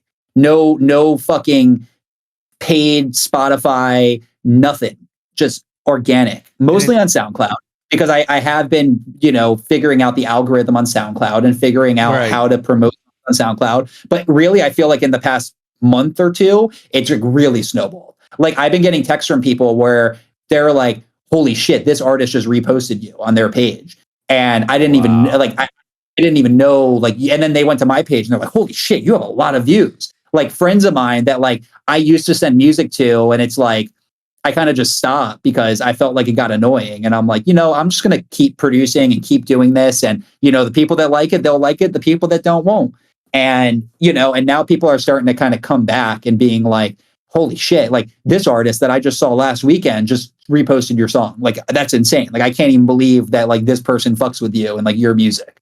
And I'm like, every time that something happens like that, I'm like, it's happening. But it goes back to the same thing. Like, do I want to be famous? No, it's just I just want to be someone in the industry that's, doing everything correctly. Right. I want to be like that person of like, I want to be the person that someone says like, I want to work with that person, not because of their clout, not because of this, because I genuinely just want to work with that. I genuinely just want to be in the room. Like, I want to work with that person and collaborate and learn. And I know they'll want to learn from me. And I know I know things that I know they'll want to know. And let's just mesh off each other and let's just create. And it's like, that's so positive, and that's such like in such good light to do stuff like that. It's like when I see people say like, oh, whatever, or not respond or whatever, I'm just like, all right, whatever. Like, but the people that do take advantage of that, oh, bro, like it's amazing. And now what we have, coming, it's gonna, bro, I'm setting people up. Like, bro, I promise you, I am going to make people famous. Even though myself, I don't want to be famous. There's other people that do want to be famous. I'm aware of that, very much aware of that. And, like, yes, we are we going to be able to make them famous? 1,000%.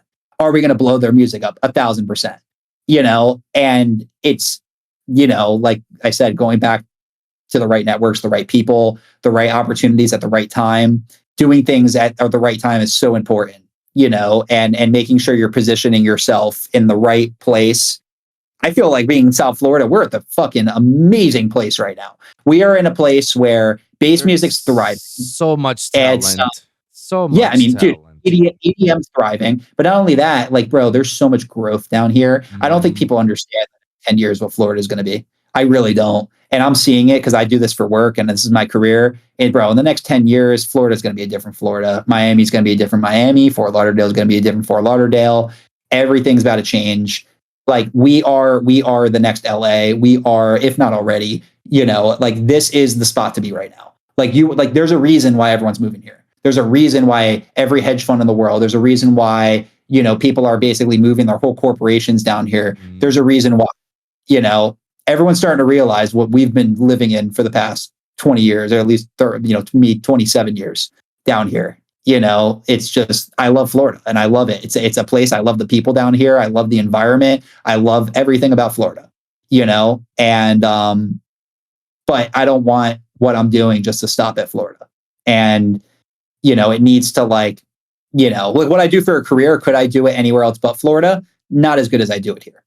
Because as here, like for the industry I'm in, right, it's kind of in like an industry or I'm in an industry where there's just too many prospects down here for me to say, oh, I'm going to move somewhere else where I'm going to like 1% what I have here. Like, no way, right. I'm not doing that. But as far as music, I'm like with the internet, bro, right now, there used to be a stat. I think it was either 5 or 4. I think it went from 4 to 3 though. So every person is connected on 4 degrees of separation. Every person on planet Earth is connected by 4 degrees of separation. I think it's that. Let me look it up. I've never heard of that. Because I know this is, okay, yeah, so here it is. So it's 6 degrees of separation, right? So it's basically like no one in the world, like everybody in the world is connected through 6 chains of people. Like this person knows this person, knows this person, who knows this person, who knows this person. Every person in the world is connected through 6 degrees, right? But with the internet, it's now 5. So it's literally like there's a whole degree of separation that's been cut down due to the internet, due to us and everyone being connected online, so there's an opportunity, right place, right time, also right location, for everything to blow up. And, I know there's other stuff that's going on here, and I wish all the best success to every single person that's trying to make the industry better down here in Florida. Like, I know there's a lot of other things going on than just what I'm talking about, for all the better. And great, it should happen. It's like, I look at success like I celebrate success. And when other people are having success, I celebrate it too. Even if they look at me and they don't celebrate my success, I'll celebrate their success. Because for me as a person and my morals and for how I feel as a person, that's who I am. Right. But on the same time, I just feel like there's a lot of other people that are just doing it the wrong way. And it has the wrong motives. There's the wrong energy. There's the wrong narrative. Everything's wrong about it. And I'm like, I just want to change that. And I just want to make it better. And if I can do that, if I can leave my mark on earth, in that form of art, great. Because when I die, it's like, will I have anything? Or like my grandkids will remember me in the future, or when I die, but after like a couple generations, like no one will remember you. Like your memories will be, your stories and everything that will be folk tales and like, oh, this happened because my grandma told me this happened to her dad. You know what I mean? Like it's gone. You can leave music on this earth, and music's left, and music is forever. So in 100 years from now, can I look up a ballad that was played in the 1800s? Yes. I can look it up right on YouTube. Beethoven playing in the, or like, actually, I don't know if they had recording back then, but you know what I mean? You catch my drift. Like I can look up something from a different period of time and I can play it. It's music, and it's like, that's why I'm like, what's my creation going to be? And what's my thing going to be left on this earth? I'm like, it's that. Music's always been my passion. It's been since I was a child. I've loved music, every genre of music. Rap. Honestly, as a kid, it was all rock. It was all rock and roll. It was punk rock. Same over here, a lot of, Blink-182 was my bro, I just saw Blink-182 here in July. And we got new album. The new album's coming this month, this week. So excited. And but bro, so Tom DeLonge was the shit when I was growing up. So we went to the concert, right? My girl got because we were all everyone my people that were all going from my work and everything. We were all trying to get in the early line for the first day that they were coming out. I forgot I was on Ticketmaster or whatever, but I got 600th in line. My boy got 1300th. My girl got 14th out of everybody. And Jesus. For the Blink-182 concert, that's the Taylor Swift shit that's happening. Yeah, exactly. And So, bro, she's like, pit tickets immediately. And so I'm about to buy tickets. And she goes, oh, I just got pit tickets. I'm like, what? So we're literally, and then I'm everybody who gets very, very cheap tickets that turn into very, very expensive tickets. You think I can just sell the tickets and then make the profit and then buy back into the concert and then just, whatever. And I'm thinking about it and I'm like, not for Blink-182. No, I'm not fucking doing that. Nah, so bro. We go to the concert. We go right into the pit. Bro, I'm standing at the entrance of the going into the pit. Guess who walks past me? Major EDM artist. He was in Miami for the Blink-182 concert. Whoa, who? Dylan Francis. Holy crap. I'm the only motherfucker in the fucking BB, the only person that notices him. He walks from security in, and I look, and this is right when he dyed his hair blonde, right when he did. So no one really recognized him, but he walked right past me, and I'm like, he was walking towards me. I'm like, that's Dylan Francis. I'm like, Dylan fucking Francis. So me and my boy said, what's up? And we're and then he's went down to his seat or whatever. And he wasn't in the pit. So I think he had a special seat or whatever. But bro, it was fucking lit. It was yo, Dylan Francis. And then we go down, we're sitting in the pit. And, one of the other boys that's my boy's friend, he went to the Vegas concert and he knew what Tom DeLonge's microphone looked like. He was oh, that's Tom DeLonge's microphone stand. And bro, we were right in front of Tom DeLonge the whole time. And Tom DeLonge is pointing at us as we're Tom. And he's yeah, bro. Amazing. So that's what music does for people, bro. That's for me as a person, I fucking, bro, Blink-182 was my fucking childhood, bro. I their music, amazing. them for the first time ever seeing them, because I never saw them when I was younger. Oh, I've seen that a couple of times. It's an experience itself. Not even gonna lie, dog. At one point, I did have a tear rolling down my cheek during Stay Together for the Kids, bro. I literally, I was crying, bro. Like I was like, you know, because like, bro, it was a huge like my parents got divorced when I was little, so like that was like that was like, to hear that. Bro, they played it, and it was like full circle moment of like, you know, back then when you listen to that shit, you're like, you don't know how it's gonna play out and how life's gonna happen to you. And now you're like an adult and in the future, and you're like watching this band that like you used to listen to, you know, and you're basically like, damn, I have a tear fucking rolling down my cheek right now talking about it, you know, and you're basically, you know, it's like a full circle moment, bro. You know, you're basically like sitting there and you're like, wow, everything turned out okay. And it's like, bro, like that's what I talk about for like generational for music, bro. Like it's not about just this. It's about long term. It's about creating something that's far bigger than, you know, what most people think is possible. And, you know, it's going to take time. It's going to take effort, you know. Bro, all good things take time. All good things take time. A lot of balance too, because it's like, am I going to ever stop my career? Never. My career is my career. Like I will never stop doing that. Right. Like, and like, you know, I like music will be my thing, that even with what I'm doing, I'm like, you know, and everyone's well aware that like what comes first is my career. And, you know, but at the same time, it's like I've been balancing this and that for longer than I can even remember, like years and years and years at this point. So if I'm able to do this and do that and still continue to, you know, grow and you know, whatever industry you're kind of putting your head into, right? Like, you know, why would I need to stop doing that? You know, like, I don't know. Like, and I look at it like the only reason I would have to stop doing that is if I'm like going on tour or like doing that. And like, do I ever want to do that? I don't know. And I don't really like see myself doing that. Like at this point in my life, like if I was 18, yeah. Oh, in a second. But at this point in my life, like I just got engaged. I'm planning a wedding. What's going to come after a wedding? It's going to be children. Yep. And it's, you know, it's bro, this is real life shit. You know, and at the end of the day, does that mean I'm stopping music? And no, hell no. You know, like, bro, how many people that you know are major producers that have kids? A lot of people. Look at Wiz Khalifa. He puts his son in all of his videos. Like, you know what I mean? Look at Cascade, man. Cascade has look like 3 daughters or 3 children, something like that.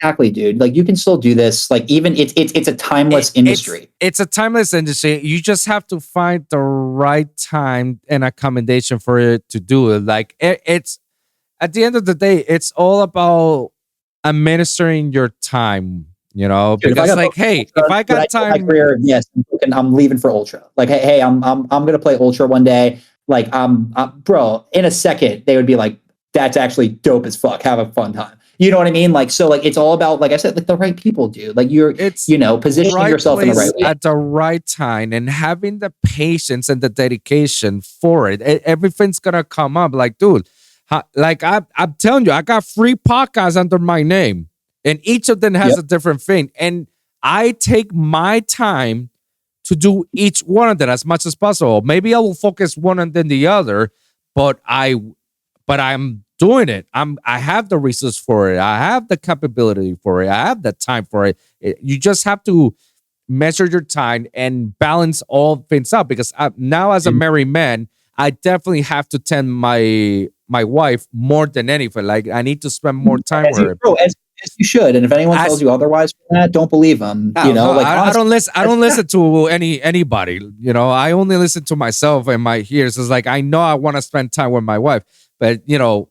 Like, especially when she and I work on 2 different industries and we're all constantly working all the time, you know, it's very hard for us to look at a right time for us to be together. And that's where you find the balance for it. And once you do, man, everything is Gucci, man.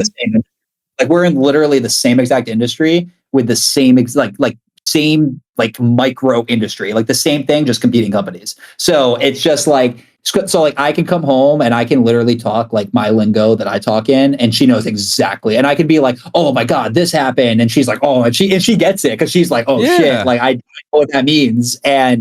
But I have other buddies and it's the same way. And trust me, bro, I get it. Like I have buddies that are married and it's the same thing. They're in different industries and everything, but bro, they make it work. And bro, they make it work. Like it's all about like, if you want it, you're gonna do it. Exactly. If you really truly want it and if you're very dedicated and invested on it, bro, then all it takes is just like to build that consistency and don't stop out of it, bro. Because hey, people may look at it as my podcast as my end goal. It's like, no, not really. Podcast is like the one passion that I'm having right now, that I'm having so much fun. And I feel like podcasting is the thing that it's gonna open up the doors for many other possibilities that I want to do, because I want to do voiceovering, like voice acting for an anime show that I would love to be part of. Fuck yeah. What? I watch anime all the time. Wouldn't that be a cool dream for you to be a voice actor for one anime show and people will recognize you as like, holy shit, aren't you so-and-so from this show? It's like, yeah, hi. Or even be a sound designer for a gaming company. Again, I'm a video game guy. Like I'm a nerd out of it. I love playing video games, and wouldn't it be dope that your voiceover or even your sound designing was implemented on a freaking game that everybody owns and plays? Like thing, like he's like, bro, he literally like that. I've seen videos. He's like EA Sports, and he like does it perfectly. And then the guy who did the Halo, like Killosity, triple kill, like double dude, kill, like bro, he like. That's why I say, like, bro, podcasting is just the start. Podcasting is 20 years later, the start. About it. Like, this is just the beginning that's going to open up the doors for all the wonderful possible things that I want to do with my life, And that's definitely one of the things I want to do. I never want to stop growing and achieving some other things. Like, hey, I already achieved my goals. It's like, I said myself, one day I'm going to perform on a festival. I already did it. One day I'm going to perform on a festival main stage. Already did it. One day I'm going to release a song on a big label. Already did it. One day I'm going to have an artist release playing my music. I have 3 at most playing them. So it's like, it is possible. It's just, you just don't give up. Be persistent and most of all, have the patience and time for it, because time will come to you. Yes, we all want to be there right now. 100%. I want to be there right now, but it's not there yet. The universe has something planned for all of us. And, you just have to be patient about it and continue with that dedication, that persistency that you have for it. Yep. And boom. Once it happens, yep. That's it. Like, you're there. Yep. You're there. And now everything's going to go fast. This is something I tell myself a lot. You're in the exact place in your life where you need to be. Like right now you're in the exact place right now where you need to be. This is the place, like right now, us being on this, like this is where we need to be right now. This is where life positioned me and you. I agree. It positioned us here for a reason. And at the end of the day, there's a reason we're connected. There's a reason me and you even said something to each other on Instagram one day, randomly to each other. There's a reason. There's a reason, all of it, So, and it's all about just, if you're aware of that and you're a person that's just, you're aware of your progression, you're aware of what you're doing, you're aware of your relationships, and you kind of harness that awareness, and you will be you're setting yourself up so much better than most of the people that don't, because you already have, it's like down to like your, you have like who you're figured out. Like as a person, me, I feel like I figured out like who I am as a person more within the past couple of years than I ever have, and at the end of the day, it's like, who do I want to be as a person? Who do I want to be as an artist? It's like, I don't want those to be two different people. Like, I don't want to be an artist and then, I'm acting a certain way and I'm this way, and then outside I'm not this way. Yeah. I can't conduct my life that way. Like for me, like I'm me as a person. How I am as an artist, how I am as a person, is how I am in business, is how I am, and it's how I am. This is how I am. And that's like basically like, like I said, the people that are with me, it's all about just the right intentions. making sure that like, have I been burned? 1,000%. Has that been a learning lesson? Yes. Yeah. So you know what to look for in the future. I tried to scam me for a beat. Like it was like 2 weeks ago. Like I literally, he messaged me on Instagram, and so funny. It was the funniest shit ever. So he messaged me and he's like, "Hey, please do tell." He's like, "Hey, I need a beat. I love your music. Can I buy a beat from you?" And I'm like, "Bet." I'm like, "What's your budget?" Because I'm on like I just asked him like, "What is your budget?" He's like, $100 to $200. And I'm like, "How's 150?"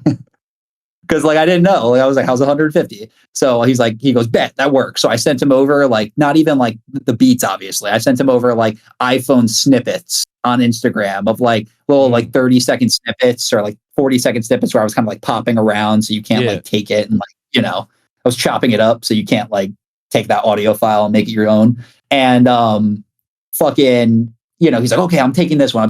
Oh my God, I love this. I'm writing to it right now." I'm like, "Bet." So I'm like, all right, when I get home, I'm going to send you like a PayPal thing, like a PayPal business. Cause like, that's the most secure way of doing it. Smart. So I'm like, bet. So I sent him a PayPal thing, and he's like, "Oh no, I can't do that. I'm in Canada." And I'm like, "What?" I'm like, "What the fuck do you mean you're in Canada?" So I called one of my boys who's from Canada, and I'm like, "Is PayPal actually like a thing?" And like, not like you can't. And he's like, "Oh yeah." He goes, "That's a thing. PayPal, you can't use PayPal in Canada. Like you can't like at all." And I'm like, "All right, so what do you do?" He goes, "Oh, we use this like thing called like e-transfer. It's like an e thing through the Canadian go." And I'm like, "What the fuck?" What? So I'm like, message him. I'm like, "Dude, do e-transfer?" Because I had no idea, dog. I'm like, I don't even know what the shit is. But hey, if I get my money for it, I get my money. If I get burned on a beat, I get burned on a beat. But what about Cash App or Venmo or some shit? Venmo? Well, Cash App I can't use because someone basically took a large sum amount of money from me back in the day through Cash App. What? And I got it all back, and I haven't blocked with all my banks, so I literally cannot use Cash App. Like, right, and I will not. Never mind. Venmo? But Venmo, yeah, and like, yeah, Venmo I use, but like he didn't have Venmo.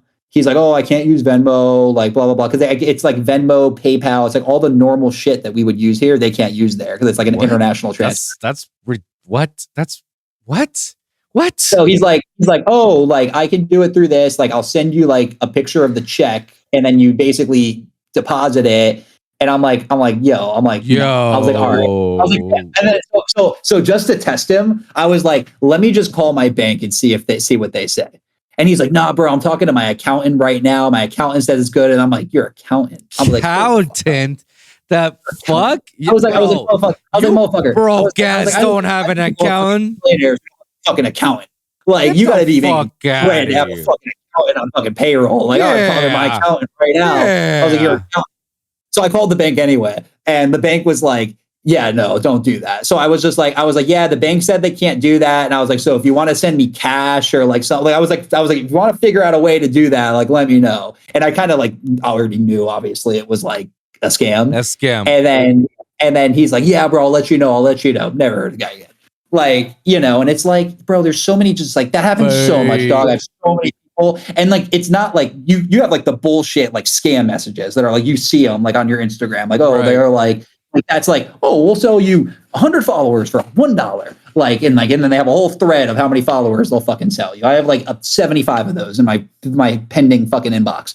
But like then you have the ones that are like legit that are kind of like, "Oh, like this guy actually," and then it's like, "Nope," And then there's like all the other labels, like sometimes smaller labels, mid-sized labels hitting me up. And then I'm like, "Oh, do I really want to like," there's a label in Ukraine that hit me up. I was like, yeah. And I was like, they were like, "You want to," and it's actually like a nice size label. Like I'm going to give them credit. Like they actually do have like, like have I heard of them? No, but like they actually have traction, I'm like, okay. Yeah. Like they're like the only one I was like considering. I'm like, maybe I should do this. But then I started shit with doing mine. They've messaged me and they're like, "Are you working on the song? And I'm like, "Yeah." I'm like, "I am." And I'm like, I send them like one of like the songs in the vault, like just a random song. I'm like, "What about this one?" And like not, but like only like a snippet. I don't know. It's just like, I just feel like for me, I just want to keep control of my shit. I want to keep 100%. Like, I feel like I have so many connections and I understand so much about business. It's like, why would I like entrust in you to do this for me when I have connections over here that's like, Yep. I'm sorry, but they're like better, and they're going to get me way more places. And, so as a, people also have to be mindful of like the people, like don't work with everybody that hits you up. You don't work with everybody that like every person, like you don't want to be that person that works with every person that wants to work with you, or like every, like, no, like there's certain people that like, hey, our genres don't mesh. I have buddies of mine. They're like, oh, I want to sing on this. And like, as much as I love them and I love their music and I love their voice, I'm like, bro, I don't feel like your voice fits here. I think I'm going to need a female singer on this song. Why? I need a female singer on this song. Like, we'll do another song. Like, I promise we'll do another song, but I need a girl song. Like, it's just the vibe of it.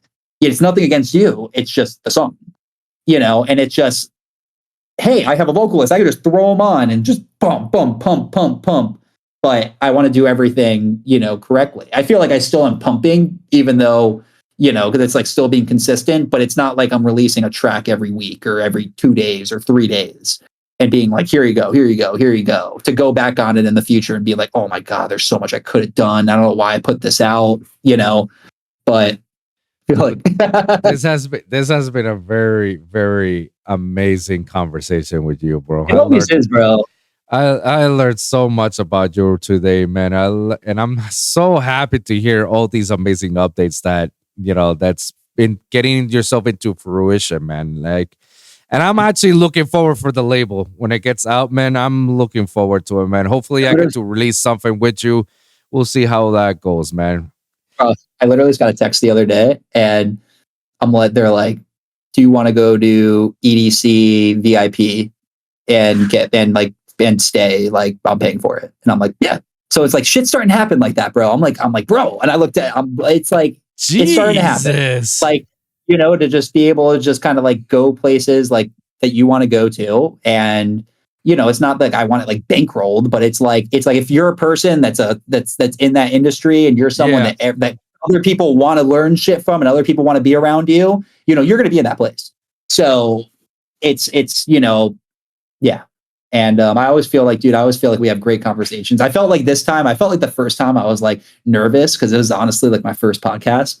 And like, I feel like this time I was able to be like a lot more myself and just show people kind of like just who I really am as a person. And, I wear multiple hats and, at the same time, like just my music hat is like the one thing that like, it's just like, it's my passion. It's something that I love to do. And I think you can speak for, someone that's passionate about multiple things also. Like 100%, man. You can't put a price on it. Like, it's just, it's you're passionate about something, you love to do it. Like, you'll do it for yourself and show nobody. You'll do it to show the world. Like, it doesn't matter. Like, you just want to do it. And that's what I love about you, man. I feel like I'm so happy to hear that you feel very comfortable to coming back again and be much more yourself and be like expressing yourself and expressing your passion into the whole world, man. And that's what I love to hear. That's what I want in my community and my podcast. Like, I want people to feel free, We all did that. If every single person like made people feel that way,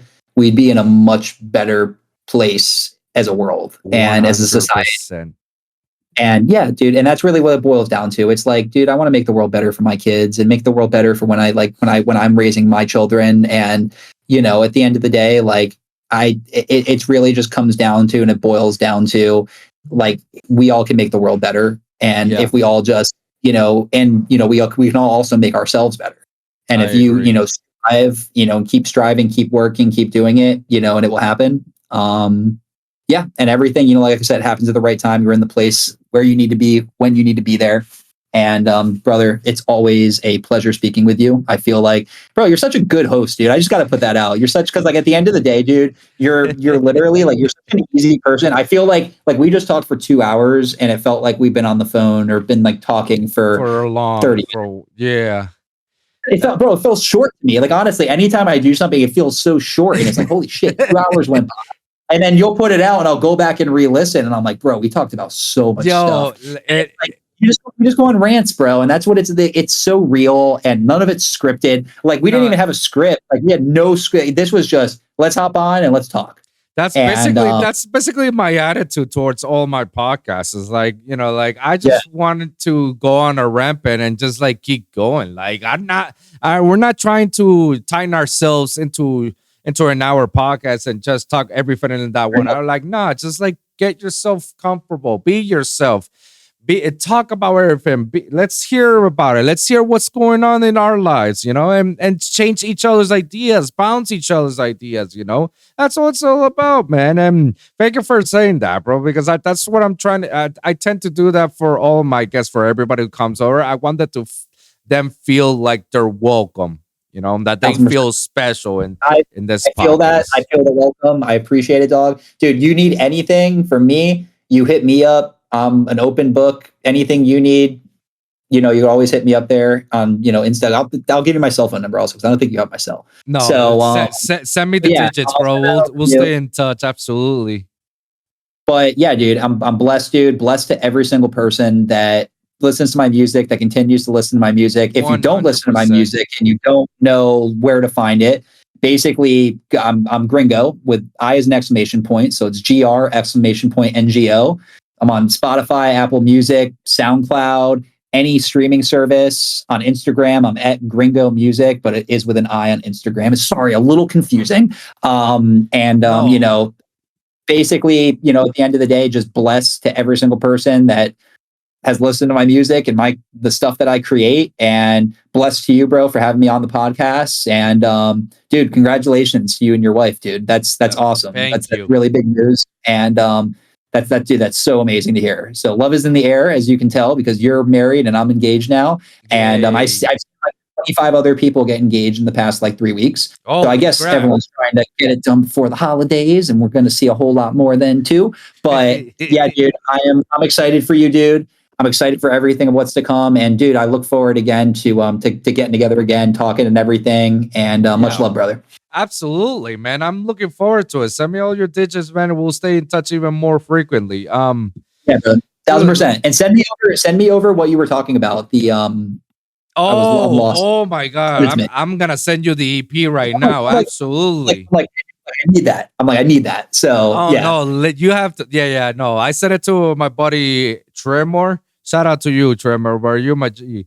He was just blown away about it. He says he gave me a few feedbacks to the songs, which I really needed that. I needed somebody to listen to the songs very deeply and give me their critiques, so that way I have a better direction to it.